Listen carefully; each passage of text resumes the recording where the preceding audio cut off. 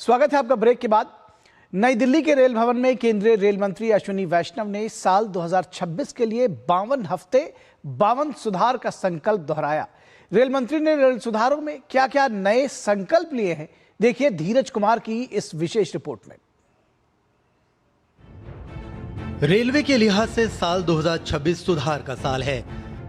मंत्रालय ने साल 2026 के लिए 52 हफ्ते 52 सुधार के संकल्प को दोहराया है। इन सुधारों में रेलवे में फर्स्ट क्लास की तर्ज पर सामान्य श्रेणी के यात्रियों के लिए कोच से लेकर शौचालय सफाई की सुविधा होगी। यह सफाई हर घंटे होगी। ये सुविधा आरंभ से लेकर गंतव्य तक रहेगी।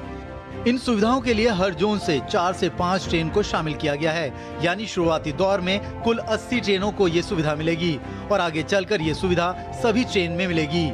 स्वच्छता की निगरानी के लिए एआई तकनीक का इस्तेमाल होगा। सर्विस देने वाली कंपनी को स्वच्छता के लिए अलग से लंबा अनुबंध मिलेगा। दोषी पाए जाने पर दंड का प्रावधान भी रखा गया है। रेल मंत्री ने जोर देकर कहा कि पीएम के नेतृत्व में पिछले 10 वर्षों में भारतीय रेल ने 180 बड़े सुधार लागू किए हैं, जिसका असर दिख रहा है। हर सेक्टर में रिफॉर्म्स का माननीय प्रधानमंत्री जी का मार्गदर्शन है। रेलवे में पिछले 10 वर्षों में करीब 180 के आसपास रिफॉर्म्स हुए हैं, जिसका इम्पैक्ट दिखाई देता है।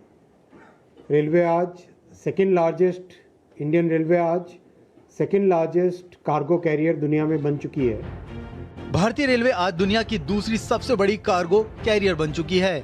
देश के 18 राज्यों में 124 कार्गो टर्मिनल का निर्माण हुआ है और लक्ष्य 500 कार्गो टर्मिनल बनाने का है।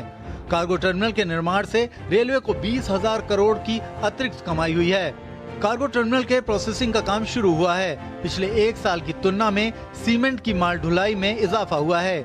30,000 करोड़ रुपए की एक्स्ट्रा रेवेन्यू आएंगी इस रिफॉर्म से, ऐसा इस रिफॉर्म से एस्टिमेट किया गया है over a period of about 3 years. केंद्रीय रेल मंत्री ने कहा कि बीते सालों में रेलवे में हुए रिफॉर्म से रेलवे की समय सारणी में 78% का सुधार हुआ है।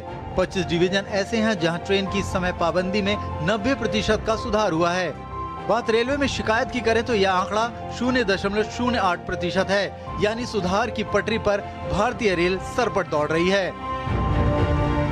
धीरज कुमार की रिपोर्ट, डीडी न्यूज।